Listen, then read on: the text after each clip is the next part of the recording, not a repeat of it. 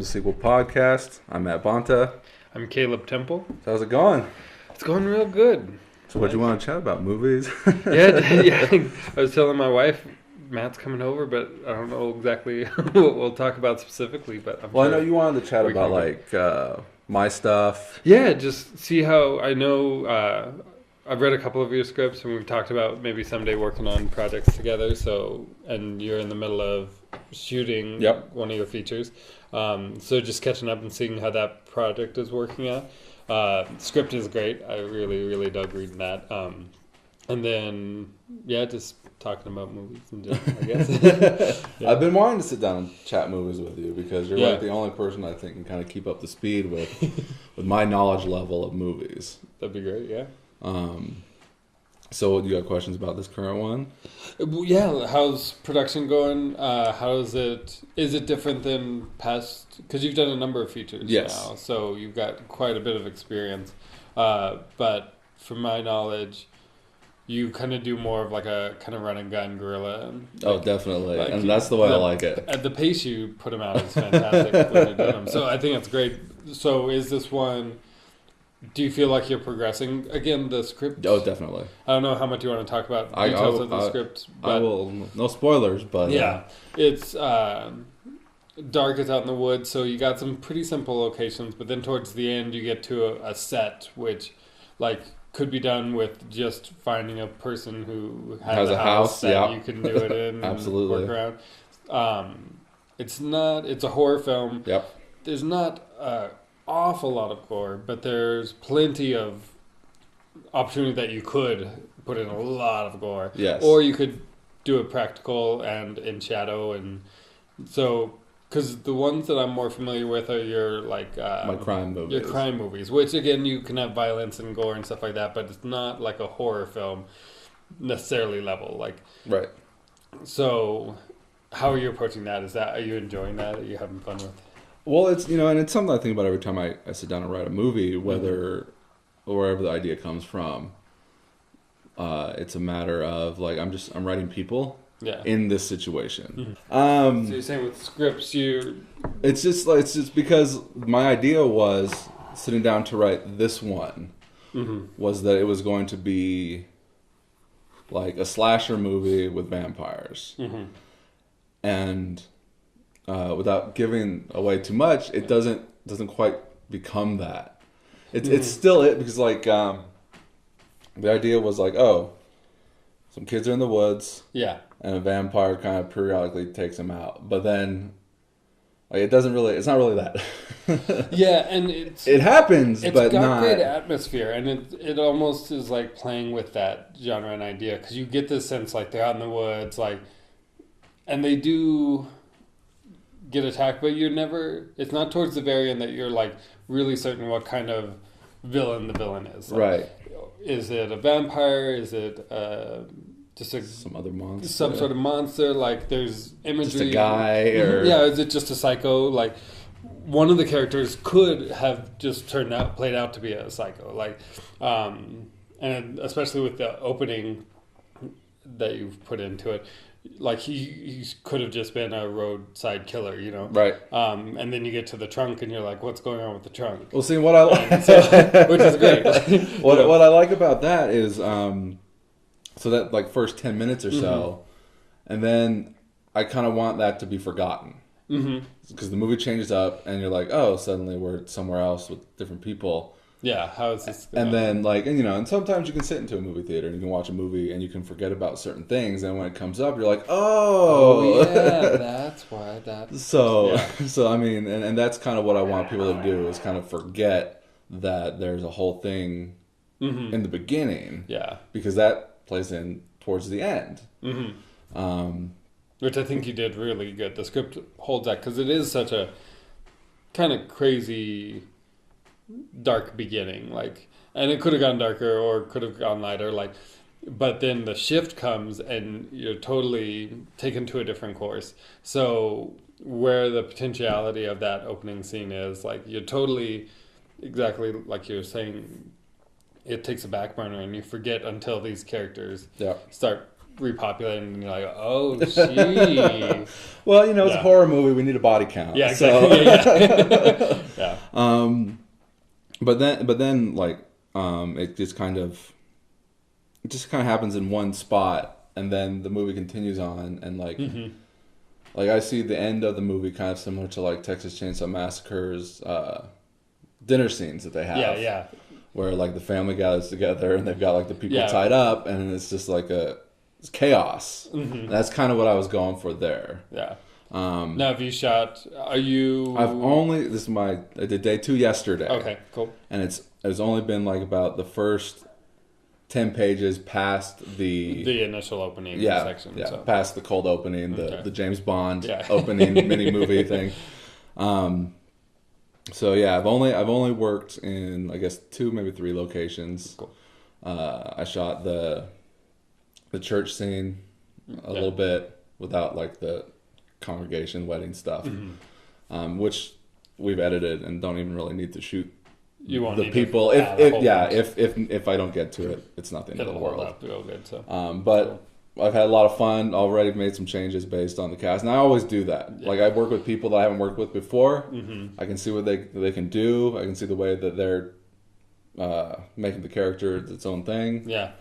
And so I'll change things based on that, and we had a lot of fun yesterday. That's cool. Yeah, because again, reading your script, your writing's very clean, and the characters are very well developed and have their own personality. So I could see you having an actor come in and read it, but take it their own direction and be like, well, that's not who I wrote. Like, the voice of the character I wrote specifically was delivered this way. At least when I'm reading it, I've got that voice in my mind. And maybe like reading a book or any other scripts that maybe you don't have something attached to. But the fact that, like, because I know some script writers, whether screenwriter directors or just screenwriters, like, they can get very pinned with how it's presented. So to hear you being really interested and flexible with finding who the actor is bringing that character to be and then redeveloping, I think is excellent. Well, when I'm writing and I'm creating, it's a lot of times it's my voice. Yeah, everyone kind of has my voice and kind of talks like me. So I look at the script as the beginning of something, and I wait for the actor to come in and really make the character unique, like with my voice, but with their attitude and their style. Okay. So the character doesn't begin and end with my word. You know, it's not like word is God on my page and don't change from it. I'm all about, like, if you have an idea, let's go with it. As long as it's not what's the word I'm looking for? Starts with a C. As long as it's not compromising the integrity of what I'm trying to achieve, then I'm all for whatever you want to do. Cool. And like when I worked with Patrick. Yeah. Now is he going to be in this? No, me and Patrick I haven't talked to Patrick in years, but he's doing his own thing. He was my main guy. He was my right hand man for everything. For a long time, yeah. But he was kind of like the Tasmanian devil when he would kind of go crazy.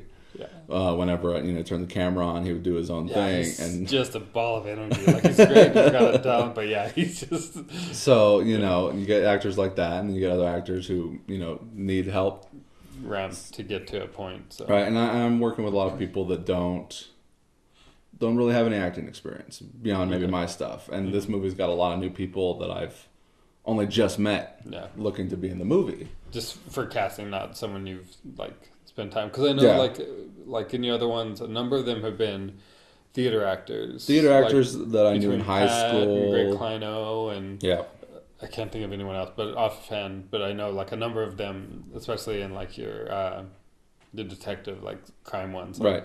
So but I always find that, again, I haven't done much myself lately, but meeting new people versus friends, like, it's easy and fun and lovely to work with people and like you already have a dialogue about absolutely not necessarily even the project, but just like you both know what the other person's into, but to then bring into this mix new people who you haven't worked with, and maybe they have different degrees of acting experience, right. So as a director, finding the different balance and the different technique for each person. I love that. The individuality of directing versus you don't walk in and be like, I'm the director, this is how I direct. Right. Deal with it. And it's like very you guys mechanical. adjust. It's working with the people and figuring out how to get them to do the performance that they're going to be comfortable with, but you need. Oh, yeah, definitely. Yeah, definitely. Like that balance is fantastic. And I like finding people who don't necessarily have a background in acting, but are able to just kind of bring them to the movie. Yeah. Because sometimes you might get an actor that is like, obviously they're acting, and it's not like, it's a bad performance, but it's kind of like, I don't know, rote, but you get somebody else, and it's like, oh, that's that person. Yeah. Like a lot of independent movies where you get people in their first time roles. Shines through. Yeah, and it's like, okay, that's a real guy, and they're being a real guy, and like a lot of my characters, I try to be a real guy. Like it's I've never been a cop myself, so I'm not writing from personal experience when I'm writing like these detective movies. I'm writing a character, and I'm putting them in this situation, and we're going on the journey with these people. And that's really what I'm looking for. Yeah. And a lot of times, I'm not like, oh, this movie is this story, and this is the plot, and this is why all these things happen, and everything's perfect. I like to think of my movies as like, if this were a real person, they're born, they're dead, and I take this slice out of their life, and that's what we're watching. Yeah, okay. A lot of my movies take place like in the matter of a day or a couple of days. Yeah. And that's just how I write. Like I've never written something like, oh, here's week 1, and then we got to wait a week. So. Yeah, the unities I really enjoy, especially because I haven't directed any feature lengths, but I do shorts. And so for me, it's just like if I can do a single room, single time period, like those are my favorites, just dealing with those elements. But yeah, I think dealing with a day or two structure where all the elements really just tie together and you can play with how they connect versus trying to work in like, oh, and a month later this happens in the story, which is the next moment that's worth telling. It's a fascinating. Well, for me, it's hard to get past like the why. Like, why am I waiting? Why did that much time have to pass? Right. We just watched this scene, or I just wrote this scene, and it's like, oh, we're gonna stop, and then the next, and it's gonna cut to a week. Well, why are these characters waiting a week? What are they doing in that week? Did they do nothing worth seeing? Yeah, like are they just sleeping and eating and just kind of hanging out for a week? Yeah. So it's. I think that's just all it is for me. It's like I'm telling a story, and here's here's what's going on, and they're just working towards the solution. Yeah. I don't think I've ever really written anything that goes beyond like we're following them over a couple of days. So I mean, this is me. That's great, though. And and a big thing is like features. I only write features right now because when I was younger, I wanted to write features, but my movies would like start and stop after like 10, 20 pages, and I couldn't do it. Okay. So I feel like writing shorts, it would be kind of taking a step backwards for me because now I can write features. Yeah. And that's the way I challenge myself. Like a lot of people are like, why aren't you doing shorts? And it's like, because I challenge myself by writing a full-length script and making a full-length script. And it's hell sometimes, it's very stressful, like getting everyone together and then getting everyone together at the same time to shoot those scenes. Yeah. And you got 10 people ready to go and one person is like, oh, I can't do it. Yeah. And then... well, continuity of performance, but also continuity on the back end of camera, like being able to get crew and people to commit so that your cameramen... Without like a budget, without money to pay these people. Because if I could pay them, that would be their job. They'd show up. If they didn't, they wouldn't get paid. Yeah, exactly. So when you don't have the finances behind locking someone in as their financial goal. That's the... Yeah. And everyone's got regular 9-to-5 jobs and regular families that they have to deal with too. So like this is all free time. Yeah. So everything I'm doing is free time. Everyone else is doing is free time. Exactly. Like I got like, my sister's in this one. Cool. So it's like, okay, I know she'll be there. Like some friends, it's like, okay, I know that they're committed, but then some of the new people who I don't know, and they might have best intention too, and they might clearly will like commit up front, but especially if they don't have any experience or any connection to me or connected person, like they just might not know what it actually is to need to dedicate this time, and like how it needs to, because you've got so many people involved. If you let your end go because something else comes up that you're not willing to like set aside or reschedule, that's going to impact everyone else on the set. And like if you set a day aside, that's going to just ripple effect out. So it just becomes such a challenge, which to me is like probably one of the things that holds me back from. So I've done a couple scripts that are longer feature length degrees and a lot of treatments and stuff for them. But I get to a point where it's like, I don't know if I have that time to do this. Right. It could be worked out. I could figure it out. But if I'm not at the point where I can say, going in as the director, like I can right, you're the starting point. How am I going to be able to go up to someone and be like, hey, I need you to commit all this time. I hope to be there. Yes. Like it just doesn't work that way. So absolutely. And and like I've met people like first timers I've never worked with before that have been great. Like Robert Grant, he's done plays too. I met him cold for God's Salt, and he didn't know what he was walking into. I didn't know what I was getting with him, but he became a friend after that. So you do get good and bad, and I've also had people that have bailed. This one mostly, like I've talked to people and are like, oh yeah, and then 2 days later I get a text. It's like, never mind. So it's been rough. And I'm meeting someone today, my final cast member that I need to lock in. So is this the younger gal or yeah for the sister character? Yeah. So after that, hopefully it should just be smooth sailing. Cool. Don't know what to expect when we're shooting at night in the woods. Are you hoping shooting we can light it well. Real close to here, or I'm looking at Frenchman's. Okay. I live in Stead. Yeah. So for me, getting the Frenchman's is best. I hear that Tahoe still has snow. I haven't been up there. So I mean, you could maybe make use of it. You got but I wouldn't want to torture people in the cold. Lights off. Yeah, no, that was one of the things too. The snow would be our friend for lighting. But I don't want it to be too cold for people. Yeah, especially if you gotta. Yeah, you gotta wait for it to get dark. And you gotta wait for it to be dark. Then you only have so many hours. If it's getting cold, it's only gonna get colder and colder the longer we go. You could cut them into shorter shoots, but then you're extending how many days you have to go up there. It'd be best just to get as many hours. So but Frenchman should be. I'm hoping. Yeah. I mean, yesterday was great. Yeah. And then of course now it looks like it's gonna start raining any minute. Yesterday was really hot and it was really fun, and I was worried because it was raining throughout the week, and I'm like, leading up to. If it's looking overcast like this, it's not going to match up with what we shot day one. But it was great, and everyone had a lot of fun, and cool. It was hot. And so, what kind of like yesterday? How long was your shoot day? Was it? Yesterday was 10 to 2, thereabouts. Okay. It's one thing if we're starting at 10 in one location and going from 2 to 2 o'clock, doing the 4 hours.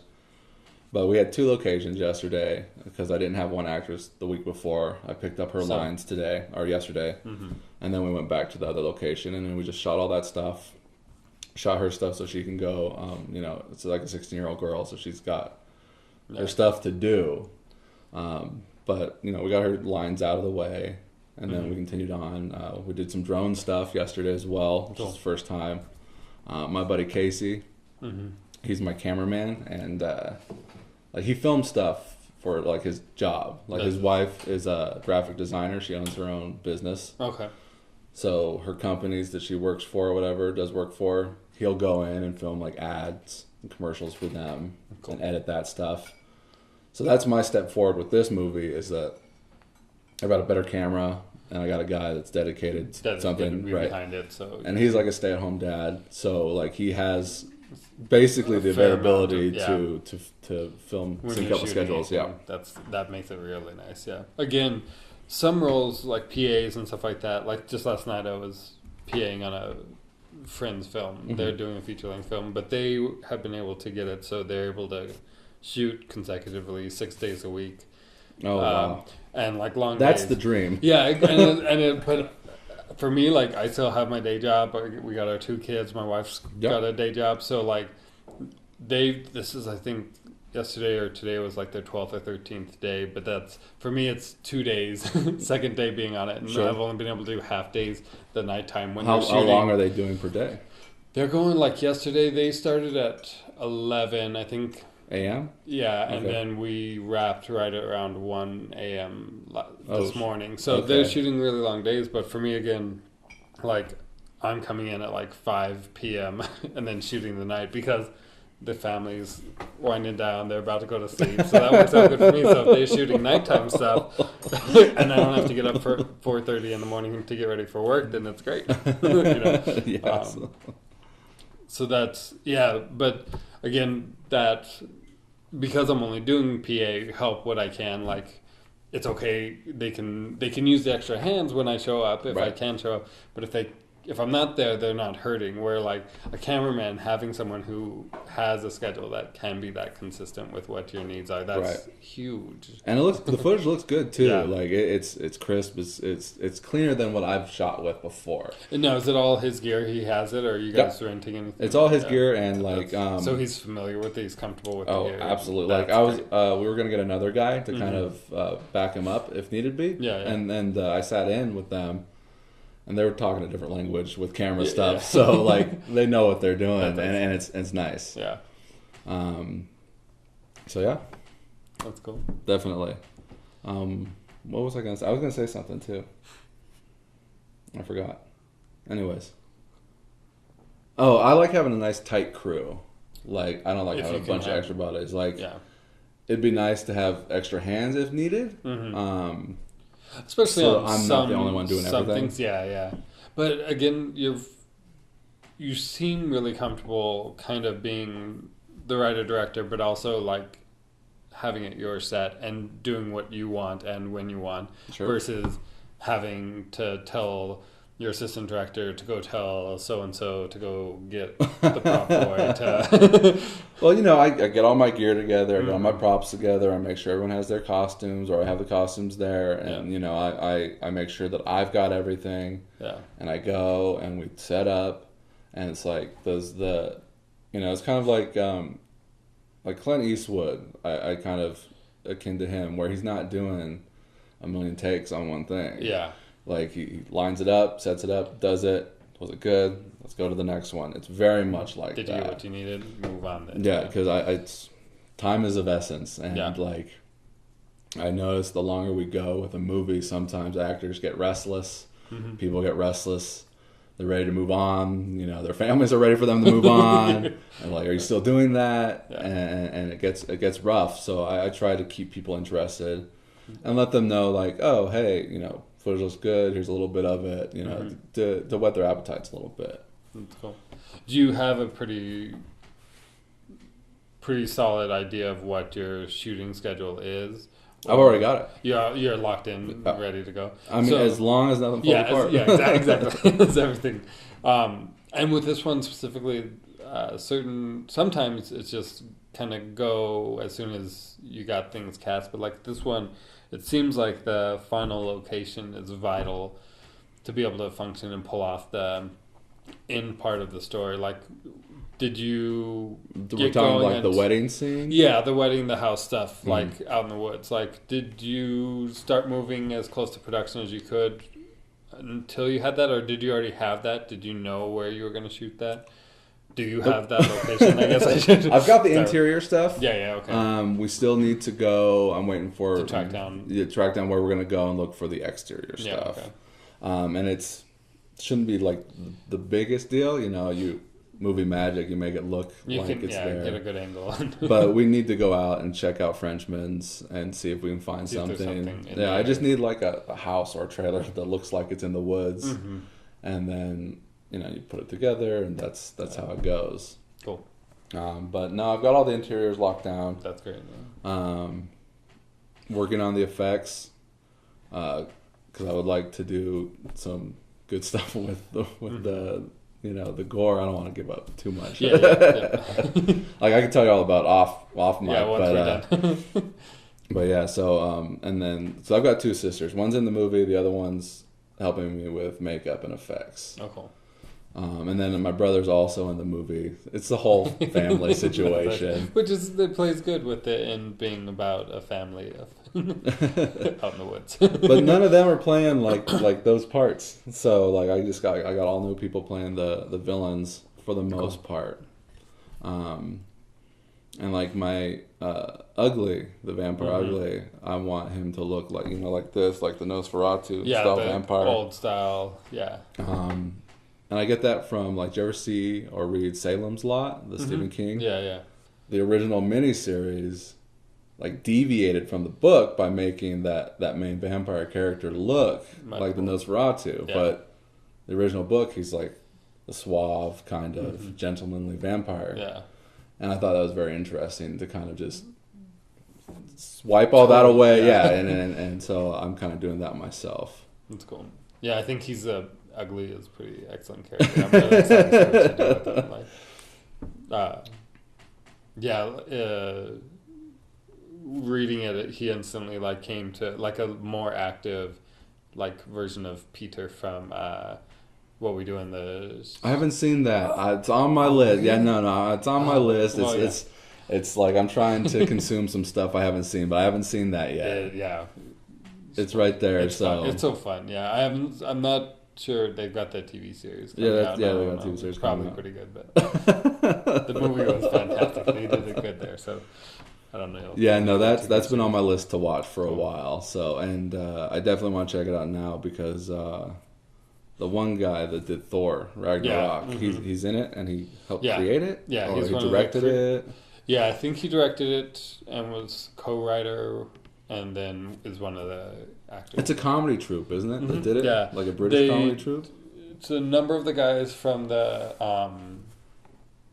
Flight of the Conchord. Oh, yeah. Flight of the Conchord. That's what it is. Jamal is the main character, and I think he wrote it.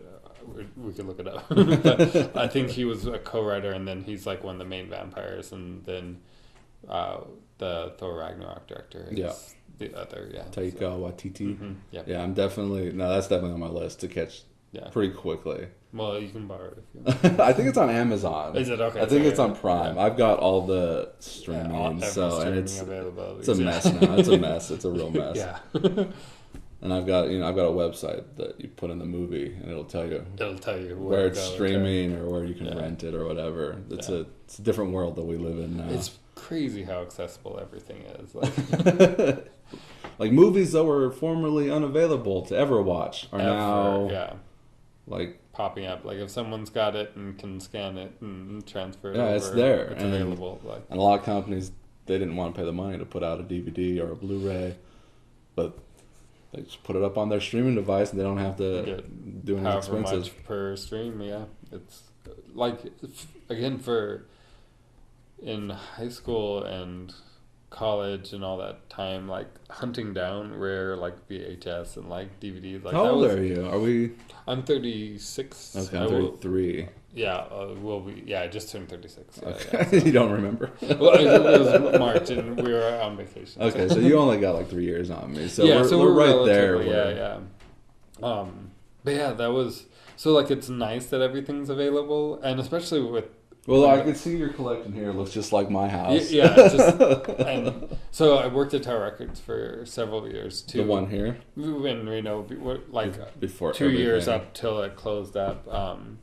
And so I don't think I had quite as big a collection, but I had a vast collection then too. But then I wound up having to sell like a bunch of them to pay rent for when they went out of business. Sure. I was also still going to UNR for school, so it was like, well, I'm not gonna drop everything and get another job just to get another job and then be tied into it.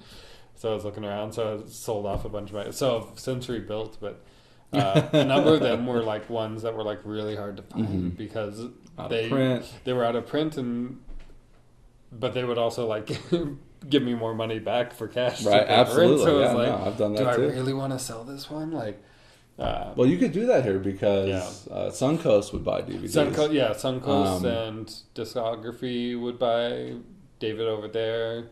There was a number of places right around the time when Tower went down where they still bought stuff. Recycled Records would buy. So there was a number of places where it actually could happen. Then, now it doesn't. Because I moved to Denver for a year, and they had a bunch of different ones. It's not like in Reno where everything is Walmart or McDonald's.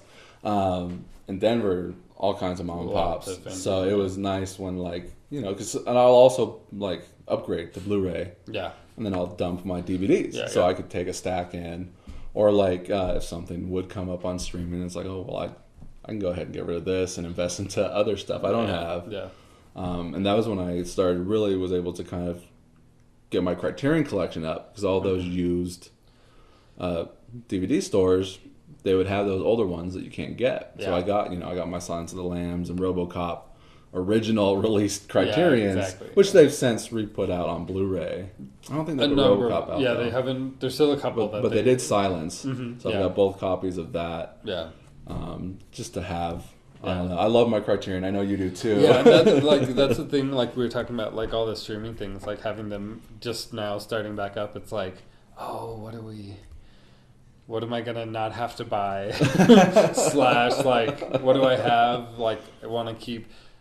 With Criterion, it's hard for me to sell anything. I can get rid of anything, but it's like when they put out the Ingmar Bergman box set, it was like, I already own so many of these. Right, they put it all out. But they put out so much more content that wasn't available. Right, and, so that's the only reason to really buy a hard copy is because it'll have the supplements on there. Yeah. Rather than just watching the movie. But then I've amassed a huge stack of stuff that I haven't watched. Yeah. And on all of my streaming devices, I've created a list of movies that I'm never gonna get to, and it's overwhelming. Yeah. I don't have Netflix streaming anymore because I needed it when our second kid came. I had to cut back some stuff.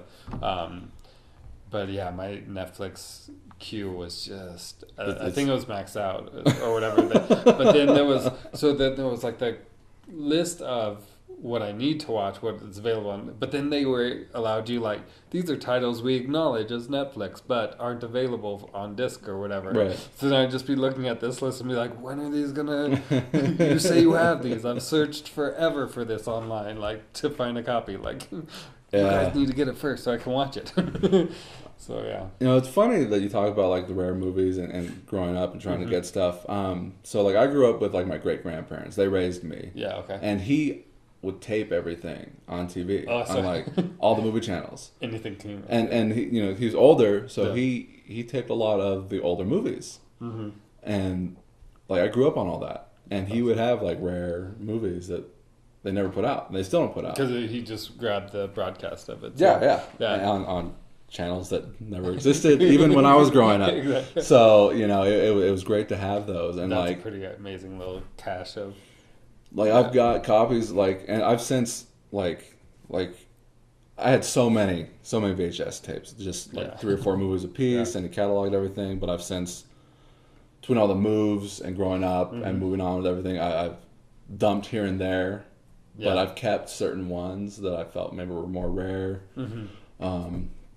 I've got a copy of the Jing Game, and it was like a filmed version of the play with Hume Cronin and Jessica Tandy, which I think is a very rare thing. I don't think it exists anywhere, maybe. I mean, I'm sure it does. Yeah. But I've never seen actual hard copy release. Yeah. You know, YouTube does that too now. YouTube will put out movies, like because people will find stuff, and they'll upload it. And I've done that. Like I had like a taped version of Night of the Living Dead. It's on Showtime or something. It wasn't me, but like, and there was like an intro with George Romero introing the movie, and I took that little snippet in front and I put that on YouTube. Yeah. And it's amazing. It's amazing, this world that we live in.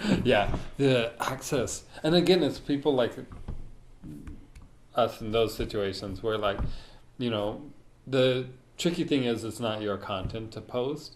So it's up to YouTube if they're going to pull it down or not. Or if someone comes along. Or if someone comes along and they're like, but I would hope, like, it doesn't happen, I think, most of the time. But, like, I would hope that if someone saw that the content was there and saw that people were trying to watch it, you know, like, and had, like, a number of views, like, they'd be like, oh, this is good content to get out. Absolutely. Like, maybe you guys need to take it off of YouTube, but, like, maybe I can actually, like, there's interest, you know? And that's the big thing. It's like But then it becomes like, is there interest of people who would be willing to pay to see it, or are they only interested because it's free on YouTube? You know, so it's a weird balance, but that's what I'm. Yeah, whenever, especially a site like YouTube where you're not paying a subscription like the Criterion Channel or Netflix or Amazon. Like, I'm always curious when I see something, like if I can like watch the whole thing, like, and sit down, like I want to, because I just don't know. Like, is it gonna come down? Like, how long has it been up? Like, I'll oftentimes look like, how long? When did they post this? Like, if it's been up for 4 years, I'm probably okay to like go away not catch it. Unless that poster. You just Because I've had channels and stuff that I thought were cool and I liked my videos, but then they're gone because that poster dumped their YouTube channel. Yeah, and it sucks. But oh well, all that stuff's on there. So let's talk movies. What's your favorite movies? I see you've got all the posters here for. Yeah, these were a gift from my wife. Wes Anderson. I had a number of these for a long time, but then my wife, for one of my birthdays, got me the others and framed them. So Wes Anderson, I'm a big fan. I go really across the board, like. Do you have an all-time favorite movie? And probably, that's a really ridiculous question. Yeah, but no, I have a really comfortable answer for that. Like, again, it really like. I've asked you this. Is it Trainspotting? Yeah, Trainspotting is my all-time. Like, whenever I stop and think about it, like, I love Belatar films, like Hungarian cinema, like Tarkovsky. Kubrick's hard not to like. Yeah, I know you love argue in, like, and I know Kubrick's not everyone's cup of tea, but definitely not mine. Yeah, which is fair, but like, yeah. People want to riot when I say that. You shut up! Get out of the house! Don't you see the book over there? I've got a book on my tea counter. Yeah, no, I see your posts. Yeah, I know. It's great. But yeah, Trainspotting, like, really just. See, that's one I haven't seen either. And I need to get to it. That you really got. So now I can watch 1 and 2 back to back. Yeah, and it's really, because it's such a passionate. I have such a strong passion for that film. Like, it means so much to me because of when I saw it, when it came out, and just having it growing up. Like, so you saw that in theaters? It wasn't in theaters. Like Encore. I wasn't old enough to see it, but we'd go to Hollywood Video or Video Maniacs or whatever, and just me and my brother. My mom hated it because we'd go, and me and my brother would just go. He's a year and a half older than me, and we'd spend like an hour just looking. She's like, "No, just pick out a movie." And it's like spending an hour on Netflix looking at movies without watching one. Yeah, right. Like, you just get so excited just to like see the options. But that one I remember specifically, like seeing it on the shelf for like a couple years and being like, I want to see this. Like, my mom's side of our family is all Scottish, like Scottish bloodline and stuff like that. So anything like Scotland, like me or anyone in my family is like, oh, that's Scottish. Like that makes sense. And it's like, so when I saw like druggies in Scotland, I was like, that sounds amazing. And it still is amazing. Did you read the book? I did after. I saw the film many years before, but actually I studied abroad in Scotland for a semester. Nice. So when I was over in Scotland, I was at the university's like bookstore, and they had several copies of Trainspotting. I was like, well, this makes sense. If I don't do it now, I'm kind of wasting any opportunity ever. So I've read it since, and I've read most of Irvin Welsh's stuff now. But yeah, so watching Trainspotting so many years, like, and with so many reboots and like sequels and stuff, like it gets frustrating with so much saturation. But this one was one where it was like, if they do the sequel, right, for Train. Now there was a book, right? It's called Porno. Yeah, and that's the sequel to the book. Mm-hmm. Is the Trainspotting sequel an adaptation of that sequel, or is it just an adaptation or a sequel to the movie? It's they used elements of it. It's not like Trainspotting is Trainspotting, T2 is Porno. It's like Trainspotting is Trainspotting, and T2 takes from what you might assume came after Trainspotting and what some of the elements from Porno. Okay. So it's not like a direct Porno adaptation, but they did then take Porno and like rebrand the book. Mm-hmm. So if you go to bookstores now, like, the movie it's T2 Trainspotting, formerly known as Porno. Oh, is it really? Basically. So yeah. Okay. So I read Porno when it came out, but I I haven't read it since. I haven't revisited it. So it might be closer than I recall. But I feel like there's some originality that, I forget his name off hand, but the script writer from the original Trainspotting did both. And I think they developed some new stuff, but it holds up really, really good. And I think it's brilliant that they brought back the whole cast and they did like, this is 20 years past. Like, that's one of the things that I think is a newer development in like sequels, is not doing a reboot. Well, because revisiting, seeing before, if you get a movie and a sequel, yeah, a lot of times that cast was like, no, yeah, like right away. But then 20, 30 years later, they're like, hell yeah, let's do it. Yeah, these characters, the script is solid. Like, it'd be fun to step back into those characters. Like especially someone like Ewan McGregor, like who was nobody at the time of Trainspotting, really. Like probably like over in the UK, maybe had a little bit of follow. Boyle's movies. But yeah, he had like Shallow Graves before that and stuff like that. So he was an actor, but then to have his career and lifestyle trajectory to the degree it did, like being huge. Like Moulin Rouge, Star Wars. Like, once you're in a Star Wars movie, it's like, well, that's like I'll probably do other things eventually. But, so to get to be that person from a fan point of view, it's like awesome that you're willing to take this risk and come back to it. But also, I imagine just from like being a filmmaker and doing a little acting and like for that opportunity to like, and again, not to be like, oh, let's do that movie again. Like it's been a year, get back into those shoes. Like, but to have some separation and be like, who am I versus who I was as an actor 20 years ago? Right. And how does that also relate to like who the character is, like development? I think it's pretty rad. So, it's not as good as the first one. But it does, it's a really wonderful companion piece. Like, I think they were pretty clear, like, they weren't going to be able to match the original one. And they don't try to like do too many throwbacks or references. Well, the original Trainspotting, was it a lower budget movie? I think it was. I'm not sure the budget, but it was. Yeah, kind it was like fairly independent. It was the okay. equivalent of like an indie. So of this the other one, 1990s, Danny Boyle's, yeah, again, gotten he's bigger. Yeah, he's everyone in so there. It's like no doubt a bigger movie. Yeah, and sometimes, and see that bringing it back to me making a movie. Yeah, I feel that maybe having a lower budget or no budget, and sometimes losing an actor here or there, it gives me the ability to be creative in the moment and find some magic that you didn't have. But then having too much freedom, I think, you get kind of like a paint by numbers, opposed to just going with whatever. Yeah. Well, I can't list all the directors, but any director that you read about, like they talk about like that magic accident. Like I think Lynch is into that, and like Orson Welles, yeah, a number of them. You hear about that, and it's absolutely true. Like if everything goes exactly how you set out, like you're gonna get what you set out to get, right? But it's probably gonna have a little staleness. Good or bad, to it. Yeah, absolutely. Like because you nailed it, like whereas if something goes awry, but like you're able to find something in that awry. Like oftentimes things go awry and it sucks. Yes, that did not. Sometimes a mess is a mess. Yeah, exactly. But when that magic occurs, where it goes different than anyone wanted or expected, but like you figure out it'll work. That's pretty awesome. You know. So, and that shines through oftentimes. Like you see those moments. And you don't necessarily know what happened because you're just the audience member, right? But right. You can sense that like that really worked, and that it has an energy of like in the moment kind of stuff and it comes off the energy, and you see that sometimes too as well when you're watching, like as a filmmaker at least, like you look for things and you're like, that seemed kind of in the moment and not necessarily scripted. But then sometimes they say yes, but then they might say that anyways.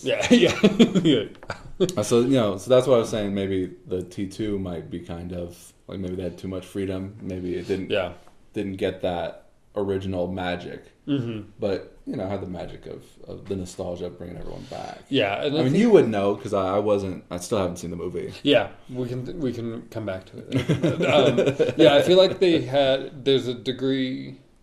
I think it was really bold of them to take on the project in the first place. Cause did you ever think in a million years they would do it again? I didn't. I really didn't expect them to. One, because enough time, because it's. I feel like more and more like Twin Peaks coming back with like the 25 or 20 years later like pickup. The picking up after a time frame is pretty. Have you watched that too? Mm-hmm. So I've only watched the I haven't seen the new one. And it's again like and so I blew through that first run. Yeah. Like I wasn't on the train, you know, the first chance. So like when it was coming back, I started to watch it. So I blew through it real quick. So I could do another run through, and then watch the new stuff. Yeah. But it didn't seem like there was a lot of buzz after it came and gone. It would like when the new one was coming out, it was like huge buzz. I feel like, and then like yes, well because he wasn't because like they fired him or he left and wasn't going to do it. Yeah. And they were able to get him back. To do it. Yeah. Is it any good? Is it? It's good. It actually really compares very well. And again, I don't know if it's because of that separation, but I feel like Lynch and Boyle are able to look back on this material, but there's enough separation that no one expects you to do exactly like pick up exactly where you left off and do the exact same techniques, the exact same feel. Like they both get to play a little, and I think they took that. Mm-hmm. The guy. What's the guy's name? The bad guy? Bob. Bob? Yeah. Because he goes. Spirit. He goes into Kyle MacLachlan's character at the end, right? Yeah. But then there's a huge gap between that to the new stuff. So, like, has there been, like, do they explain, like, some kind of chaos going in between the time period? Yeah, so they don't, because it's, especially that, because it's Lynchian. Like, is there, like, a trail of bodies or something leading up to, like, now, as we continue the story from like, here? Evil Bob's been out and about, like, so there is, like, a history. Like, you don't go into, like, let's take an hour and go through exactly what Bob's been doing all this time. But you catch up and you're like, here's Bob. He's still evil. He's doing messed up stuff. Like, and this is where we're at and going forward. So it ties really well, but then it also like veers off into new like crazy Lynchian stuff that like relates to where Twin Peaks was, but also is just a whole new spectrum of stuff. So again, like the fact that they're taking a property, and because like with Twin Peaks you get also the other element of the movie Fire Walk with Me, right, which is like them trying to like kind of give some answers from where they were like kind of forced to leave off, and it feels more sequel-y in that like, or like old style standard sequel-y where it's like, oh, we're trying to like pick up the pieces and not lose track of where we were, but give you more. And we're doing a movie now, so we can do more with the violence and gore and stuff than we could for TV. So maybe we take that a little further than we probably needed to, especially for an audience that we developed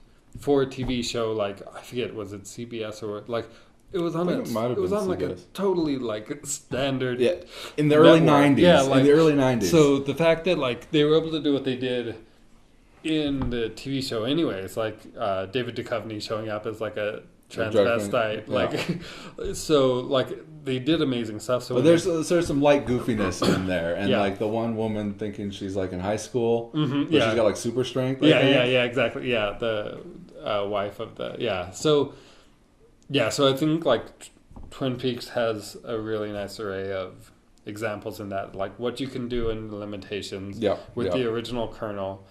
The downfalls you can run into where they basically like had to tell the story ending quickly before they wanted to, and unsatisfactory to David Lynch's and Mark, whatever his name is, like desire. Then trying to like kind of use a film to kind of give that answer, but then like all these years later being like, you know what, we kind of laid a kernel to do it 25 years later, like, do you want to do it? And they just come up with this crazy batshit, like, is it new? It gets weird, and great, like, it's all like, again, when you look at like Mulholland Drive and Blue Velvet and other ones where in their own storyline they're allowed to just go nuts, you know, like Lost Highway, like totally jump in the storyline and like like, this is Lynch taking Twin Peaks and not Fire Walk with Me, try to explain and connect. He's taking Twin Peaks and he's like, well, this is where I'm at right now. So are you saying, do you say like Twin Peaks, the, what's it called? Is it after Return. Twin Peaks? The Return? Yeah. Can it like stand alone on its own without even having... There's so much that you wouldn't want to. Yeah, like, and it's so bizarre in certain sense that you would feel lost if you didn't have it, but you kind of the dream stuff in there. Element of the Red Room, is it the Red Room? Yeah, the different lodges, like, and but again, even more so, like, different elements and different. See, look, there's a lot of stuff I gotta check out now. Yeah, you're busy. Yeah. But yeah, and so back to Trainspotting. Like, I think it's worth seeing T2 after you see the first one. But I think it holds up really good. And there's, like, forever, Trainspotting was like one of the main movies, and why it's one of my favorites is because it sparks memories. Like, I see a scene in my life and I'm like, oh yeah, that reminds me of da da da. And one thing that I'm really pleased with is, like, now that T2 came out several years ago, like, there's not as many moments, but there's still, like, ones where it's like, oh yeah, in Trainspotting 2, that, like, you know, like, reconnecting with an old friend. Yeah, so it's really nice that it holds up for me on that level too. Like, maybe not everyone. I don't think a lot of people cared for it. Sure, and you know, but for me, for my passion for Trainspotting, like, the fact that this one did actually follow through and give me that element, I'm really... And that's why I hate when people ask me, like, oh, was it any good? Like, when you see a movie. Yes. It's all because, well, I mean, maybe you would like it if I didn't. Yeah. Or maybe I loved it and then you wouldn't like it. Yeah, so it's really hard for me to be like, oh, yeah, no, I guess it was good. Maybe kind of. Because there's like, I look for stuff, even in bad movies. Sometimes bad is bad. But sometimes if like, something is, like, terrible, I still want to know why. So, like, like, if a movie bombs and, like, it was a movie that I had interest in, it's like, well, I gotta see why. I gotta see it, because I developed just through trailers or knowing anything about who was involved with the production or something, like, I was excited about it. Why? And then it gets close and the reviews are coming out, and it's like, really? I was really looking forward to that. And maybe you still go see it and you still love it. Like, you know, like... Absolutely. Totally legit. Like, I can watch Batman versus Superman. I can definitely watch that because I don't have any other Batman versus Superman to watch. That's right. Yeah. So it's like, okay, I understand that it's bad, and I can see why it's bad. But it's what it's all. Yeah, I'm never gonna get another Batman versus Superman. Not anytime soon. Yeah. So it's all I got. Let me have it. Yeah, exactly. I can enjoy the fun parts and dismiss the bad parts, and I can hate it along with everyone else, but not necessarily everyone else can like it along with me, though. Yeah, but I can like it. They can't take that away from me. No. Just like, because I saw you watch Adaptation, just like that line that he has where, you know, he's talking about the girl. He's like, well, just because she was like that doesn't change how I felt about her. Yeah, she didn't... I knew she was laughing at me or whatever, but, like, that's on her. Yeah. Like, I still had my feeling. Yeah, I'm allowed to love who I'm going to love. Like, she doesn't have to love me back, but, like, she can't take that away either, you know? So beyond Trainspotting, what do you like? I like Do you have a number 2? Number 2 is probably Tarkovsky's Stalker. Under Tarkovsky, it's a Russian film. Yeah, I haven't seen that one. He did Solaris, though, right? Yeah, he did the original Solaris, and then they did the George Clooney, like, remake of it. Yeah, I didn't like either of those. Yeah, I read the book beforehand. Oh, did you? Yeah, so I've never read that book, so maybe I should steer clear because I like that Tarkovsky version. Well, I mean, but even the writer doesn't like the translation of his book. So I mean, I don't know. Yeah. It's just weird, and like they did some weird things in that Clooney one. Yeah, the Clooney one I saw once, but I had already seen Tarkovsky's Solaris, and I really appreciate certain elements of it, especially filmmaking, like storytelling aspects that like he was doing. It was really long and slow for me. To me, like, I wanted to watch some like cool sci-fi stuff. To me, slow and long movies like are just lovely. So that's where I differ from a lot of my filmmaking friends. It's like they'll be like, if it grabs me, I can watch for 10 hours. Yeah. But yeah, so it's Yeah. So, but the slow pacing of Tarkovsky films like really resonates, and so I could see. But again, like if you don't know necessarily that's what you're getting into. Yeah, I had no idea what I was getting into. If you're into it, like this crazy, wild, like new take on sci-fi like approach, like, and you go into it and it's like. This is going nowhere. Why are we looking at a pond with rain dripping in it? What is that? Yeah. But yeah, and then I'm a huge Scorsese fan, sure. So probably of his Mean Streets. Well, see, like, so with Scorsese and Tarantino, I like the split, like, okay, like, you know, so like Pulp Fiction is by far, yeah. But then, like, for me, Inglourious Bastards is the movie I'll go to. Yeah, that's the one I can watch and watch and watch, and then I can also like I hate Django.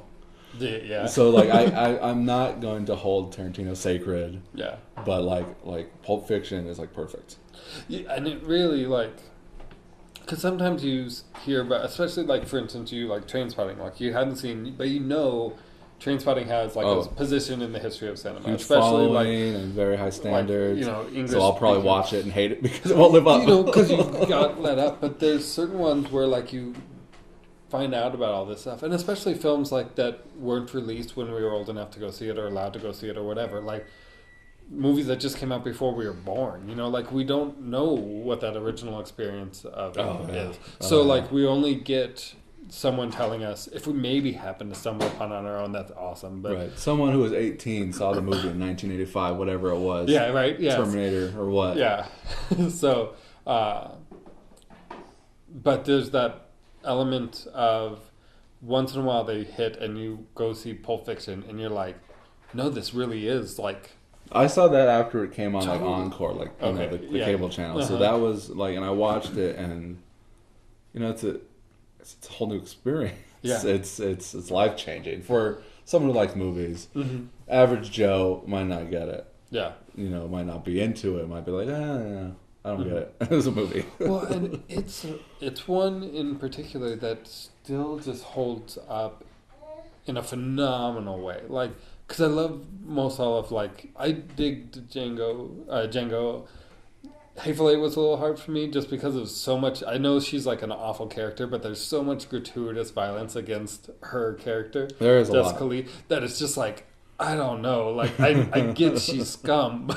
But, so that one, like, of most of them, like, that one specifically, like, I'm like, I don't know, Tarantino, you might have. See, I flop on those. Do you? Okay. Yeah, I like, because I saw Hateful Eight. I went and saw it in the format. Mm-hmm. So I was in Vegas at the time. Oh, so I got to see in one of the theaters, and I got the booklet that came with it. Cool. I even saw it twice, back to back, and I loved it. I thought it was fantastic. And the production, and again, like I love the unities. So like Tarantino doing like the unities, like all these people like show up at this one spot, and that's it. Like it's especially for Tarantino because he's so good at jumping around and jumping to a different continent, but still like, but yeah. So Pulp Fiction though specifically, like again. Even now, after seeing it so many times, like there's so many elements to it that I can get caught off guard by like elements of it and be like, "Oh yeah, that is so amazing!" Like you get sucked in. You get sucked in with Pulp Fiction. It's still so fresh. And it's like, you know, should I watch that again? Or there's a movie that I won't like, and I'll like, okay, it's been 5 years. Yeah, maybe I'll like it, and I watch it, and it's like, no, like Super 8. I didn't like Super 8 at all. I saw it in theaters. Yeah. Didn't like it. It's been about 10 years, and I got it, and I watched it with my wife because I thought maybe she might like that kind of movie. And it's like, no, it's still boring. It's still boring. So like Super 8 gets me. Do you like Super 8? I saw it once, and it was okay. Like I remember being like, oh, this is very Spielberg. Well, I mean, look, the movie's called Super 8. Yeah. Okay, and so the kids are making a Super 8 movie on the train platform. Yeah. And then the train comes by, and then the camera gets knocked over, and you get a shot of the camera. Yeah. And it's like, oh, we're waiting for them to get this film developed. And they get the film developed, and it's blurry and out of focus, and it doesn't really show them anything. Maybe there's like a thing, but it's like, it's so boring. Like, and you know what? I like movies that are generally boring to others, like Giant. the James Dean, Rock Hudson. Like that's like a 3-hour Yeah. epic movie, and there's really nothing that happens in that movie. But like I put that on, and I'm living in that movie. That's one of my top movies right there. It's Giant. Giant. That's great. And it's, I don't know. I like watching those people. Like that's like how I make movies. Like that's a slice of life. Obviously, not the 1-2 day movies that I make. No, but 30 years, 40 years, and it's just like that's the slice of life of these people, because this movie's not about anything. Yeah, it's just the people and their life, their interactions with each other. I think it's pretty. And then again, like just to hit the tone right for that slice of life, because they could have done it and gotten the tone of the period wrong, and for the performances. And then you're just stuck in this awkwardness, But because they nail it, it's just superb to be with them at that time and see what their days are. Absolutely. Okay, so then Tarantino, what's your favorite Tarantino? If Pulp Fiction, like let's say Pulp Fiction is untouchable. Okay, if not Pulp Fiction. Well, how much time do you got? I mean, I can go until you're ready to go. What time is it? It's 10:46, and we've been going for about an hour. We can go a little longer. Okay. All right, so Tarantino. So Pulp Fiction. We got to go shoot a film ourselves at noon. So we're doing a fundraiser for a theater that we work with over in Sparks, Dressage Theater. So we got to do it. We're about to go shoot a film. Okay. Well, let's black and white film. Let's go till 11 or so. Sure, that's great. Yeah. Okay. So Pulp Fiction set aside. Like Reservoir Dogs is really great, and again, I love once they get there the unity, but it's the personalities, it's the characters. It's like a play. Watching it really is, which is excellent. But is that or Jackie Brown? Maybe Jackie Brown. So you're going old, okay? Yeah. What about like Kill Bill, the new, the Kill Bills are fun. 2000s. It's hard for me to get. Death Proof. Yeah. Death Proof was a blast. I don't think it's my favorite. So you can't even talk about Tarantino because it's all gold. It's all gold. Except for Django. I don't like Django. Yeah, except for the one or two that aren't. Everything else is. Yeah, I'm really excited. Again, I say again a lot. There really isn't anything to it. But, Once Upon a Time in Hollywood. Yeah, with Once Upon a Time in Hollywood coming forward. Like, it might be a flop. It might not do good, but I'm really excited for it. Well, because I keep trying to figure out, I know, they say it's like, okay, Leonardo DiCaprio's an actor, Brad Pitt's his stunt double, and he's neighbors to Sharon Tate. Yeah, the Polanski house. When Manson comes in. Mm-hmm. But, like, it's probably going to be another 2.5-hour movie, so what else is going on in this movie? Yeah, and I think they were really smart with the... Like, was it the trailer too early, you think? Because it doesn't show anything. And I think they just... Like, I wish the trailer the movie's coming out in like a couple of months, right? It's not too far away, I think. And so the trailer coming out not showing anything with the movie around the corner. The trailer did a good job, I think, getting the fun of it and the excitement. I expect it to get really dark.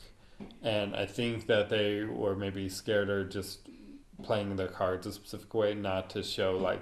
Because who knows what the story's going to be. But basically, this leading up to it has been like, this is not Polanski's story per se, but we're talking about the neighbors of Sharon Tate, and Sharon Tate is being played by Robbie in it, and so and like in the trailer even, like you get like flash of Charlie. When they're just going through the actor role. I assume it's gonna get super dark, and they just want. Well, you go to Spawn Ranch because you got the scenes of their gals. Because Burt Reynolds was supposed to play George Spawn, and then you got Bruce Dern, so there are going to be scenes there specifically. Absolutely. So it's not just going to be. Well, it's interesting too because it's a whole there's the anniversary coming up, which is what I think the date that the release is supposed to be of the Tate murder. So you got that. Then you got Manson just passing away. But then you've got there was the Aquarius TV show I think with the Duchovny that dealt with this, and there's I don't know that one. Yeah, he's like a detective, and in the 60s, or yeah. So it's during the Manson, and Manson's one of the main characters, he's one of the story arcs, or but he's throughout the several seasons. But then there's I think 2 or 3 other Manson family movies coming out right now. So it's I'm wondering part of me, one of those situations. Yeah, where, like it's such on everyone's when mind. Full Metal Jacket came out, exactly. and Platoon came out. Yeah. Which happens. So I mean. Yeah, you just it's in the populace. Everyone's got it on their mind and stuff, and I think especially like with the anniversary coming up, like no one could have known. And I think personally, sometimes I forget that like Manson even was alive. Like, I'm like, oh yeah, he's still they crazy. Stuck him in a hole and threw away the key. Yeah, but now he's like formally dead. But within the year, I think, right, of this release, so it's like it makes sense as coming up. But how deep is it going to be?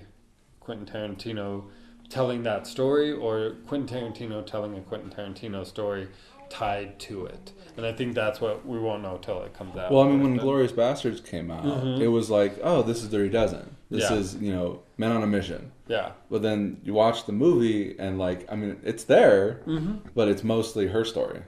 Exactly, yeah. So you don't really get that man on a mission. And, like, I love, like, the Brad Pitt scenes. Those scenes are my favorite scenes. Yeah. I love the other stuff, too. Yeah. That's all good. No, but those are... Yeah, I mean, he's got, like 5 sections of monologues, and that's the movie. Yeah, exactly. Yeah, and I'm curious to see what he does with the script, because I'm halfway wondering if he's planning on pulling a Tarantino card like he did. Has there been any leaks with the script? I've been paying attention, so maybe there has. But I've been trying not to. Anything, yeah, like I've been trying to stay clear of it and let it be as fresh as Hateful Eight had that huge debacle. That huge, where almost wasn't even like, and then they did the stage reading and had such a big. So again, like that's a saving grace that like they actually did come around, because again, he might have put a favorite. bigger lockdown on this one. I assume it's been super tight too. Again, who knows like what the material is in it, but I wouldn't be surprised, just with the few pieces that are laid out, that if he's going to pull like a Inglourious Bastards, where like in the end, like the story doesn't go how history went. And Tarantino's gonna. That would be weird. Like he I get totally it. messes up. Like, I get them killing Hitler like that in the theater. Yeah. But like Manson isn't Hitler, but Manson's one of the evil people in history. So like he's basically number 2 to Hitler, and he's not saying he. For many people, he genuinely is. But everything we were leading up to, it's not. We're in the house with Sharon Tate. The story we're getting is we're at the neighbor's house, which puts us in proximity to the actual events. But you got these characters who no one in the knowledge of the actual like events of the Tate murders like knows these people. Yeah. So they're like the Brad Pitt character who like is able to come into real history and be like, you don't know our story. What we actually did was. Let's think. So Leonardo DiCaprio is like, it looks like he plays like a bunch of badass characters or something in movies. Yeah. So maybe it'll get to the point where he's in a situation, real situation, where there's an incident going next door, and maybe he crumbles. Maybe, yeah. And is not able to be like the badass hero. Well, but then you got this built-in Brad Pitt character who's the guy who comes in and does all the hard stunt work. Maybe he dies right away and suddenly everything's on Leonardo DiCaprio's shoulders. Maybe, yeah. Oh my God, I think we just figured it out. We're done. Don't even have to go see the movie. Wow. Okay, so Scorsese then. Scorsese, yeah. Mean Streets is probably my all-time favorite. Really? Mean Streets? Yeah, which is... he made other movies after that, right? Did he? I think maybe 1 or 2. No, but then like I also it's funny because I love Hugo, and partially like it's one that I can watch with my daughter. And Sure. Mean I Streets, almost even forget Hugo. Almost. Yeah, but it also has a really lovely history with George Méliès character. Yeah. So that all the filmmaking stuff. Yeah, all the filmmaking stuff, that film history, and it's like, this is so lovely. But yeah, and my wife really loves Departed, so I love Departed. Yeah, and he did like that's like if I want to put on something and like just clean whatever Departed, I won't get any cleaning. It'll suck me in because like. All the acting in it is great, and I think Departed is probably my top Scorsese movie. Yeah, I mean, like that's why you gotta split these directors into because areas, like Scorsese almost is a different person up until like the 90s, like up until like Goodfellas. Yeah, Like he was, because like Taxi Driver is very raw. Mean Streets is very raw, and I know he was like coked up making all those movies. But like his older stuff, I would have to say that Raging Bull. Raging Bull is phenomenal. Like the black and white and the grittiness, and it's just.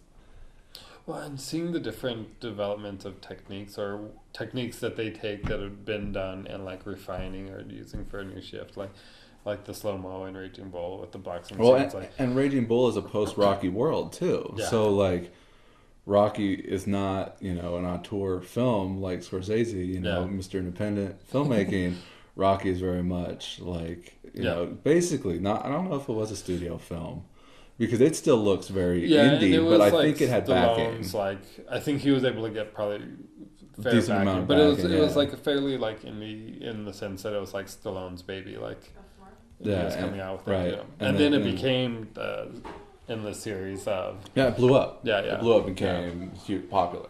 And whereas Raging Bull post Rocky is very much like Taxi Driver, a boxing movie. No, those are my two. So my early Scorsese is Raging Bull, my late Scorsese is Departed. I do also love After Hours, which I think is very fun. Very interesting. And very dark and kind of like, those are the kind of movies that I like making, is like taking one guy and putting him in a horrible situation for the 24 hours and like... Make him suffer a little, make him go a little crazy.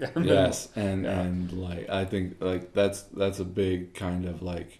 what I like watching is just these people in a bad situation, whether or not they're a hero cop or a regular average guy, and just dealing with this for the next 24, 48 hours. Have you ever seen Freebie and the Bean? I don't think so. With Alan Arkin and James Caan. It's a buddy cop movie. That sounds pretty good. Freebie and the Bean. It's amazing. Okay. It's like a perfect movie. It's like a perfect cop movie. It's Richard Rush, the director. It's one of his few movies because he's only made a couple things. I mean, like Stuntman, which is also one of my top movies. I love that movie, Stuntman. Like for me, that's like a perfect kind of romantic film, even though it's not a romantic film. That's awesome. But Freebie and the Bean, check that one out. I had to buy that on Warner Archive because it's not. Didn't get a huge release. Stuntman, the relationship where it's like, Charlie Manson. This criminal guy coming in and having a relationship with the leading lady, where in most movies the leading lady is with the leading man, and he's totally not the leading man, other than the fact that he's the star of the movie, the protagonist of the film. Stuntman's is Stuntman's top great. 5 for me. Stuntman. And I love movies about movies. So like, even though that one's about, I watched State and Maine last night. Oh that's great. And I love Alice in Wonderland. Do you ever see that with Donald Sutherland? No. It's basically, I forget the director's name, but the director is a well-known like Hollywood director of that period. But basically, it's like his American homage, independent cinema to Fellini's, like 8.5. See, I've never seen any of these movies. You've never seen Fellini's? No, there's no. Out of the gajillion movies that I've seen, there's just as many that I haven't. And that's the thing. There's so many. Like I said, I got a stack of movies that I bought. If there's a Criterion sale, if there's Shout Factory is doing something, I'm picking up Arrow's 5 at a time. Arrow is a new one, and it's killing me because they're not always. They're more expensive because they're imports. And it's hard to, they'll do them so you can watch them on whatever you have. But their better stuff is the stuff you can't get. Because all their new releases are coming out in, where they're at in the UK. And, those are the ones I want to watch. And, they're releasing all these movies. It's like, a movie like that existed? Sign me up! It's rough. It's real rough. So, Fellini I haven't touched. What's the movie called? Alice in Wonderland? Alice in Wonderland. Yeah, even if you don't know the Fellini references, which is fun because Fellini actually shows up, and Donald Sutherland's a director who's done a really successful first feature, and now he's stuck with the what do I follow this up with? Is this a foreign movie? No, it's well, not in the sense that it's set in Hollywood. Okay, he didn't make that in Europe or anything. Yeah. Well, isn't he in another movie about making movies? a Joe Dante film. Karen Black. Oh yeah. No, I love. Is that Donald Sutherland? Day of the Lotus. Is that it? Is that about making movies? There's movie making. Or am I putting two movies together? There's one of the characters in Day of the Locust. There's something called Boulevard, and Sunset not Boulevard? Sunset Boulevard, like a 70s Donald Sutherland. Was.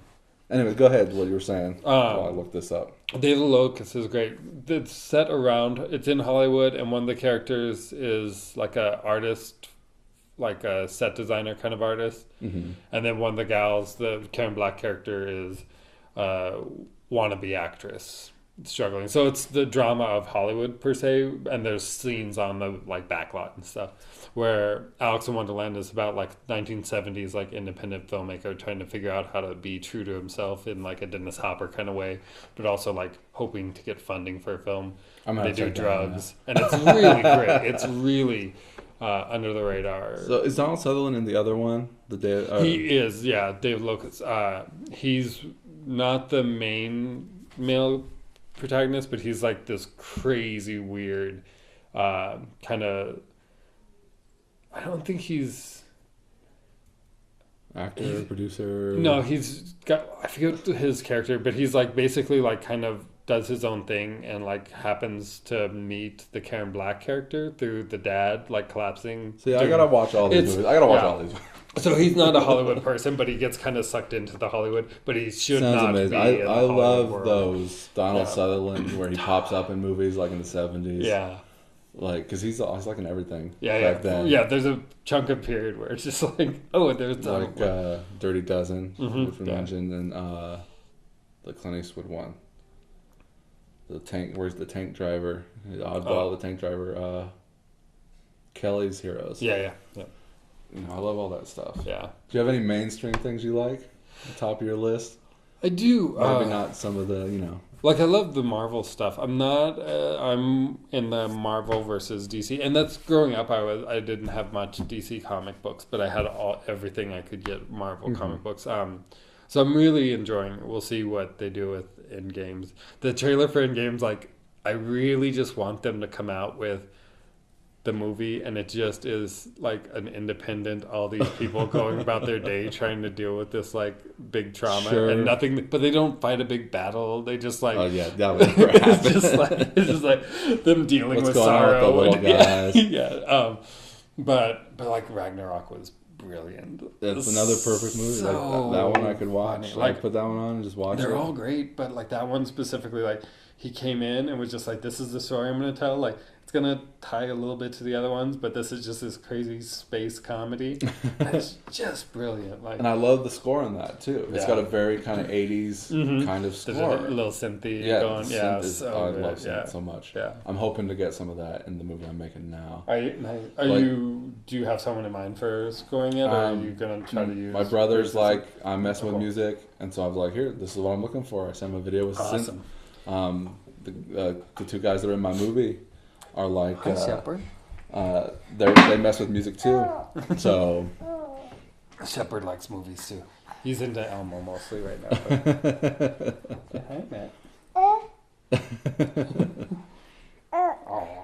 And then my camera guy, he's editing too. He's got licensed, like he paid for some licensed music that he can use. Nice. So like I got music coming from all angles. Awesome. Yeah. Like I want that first 10 minutes to be very 80s kind of dark that cop have drama. A nice feel to it, yes.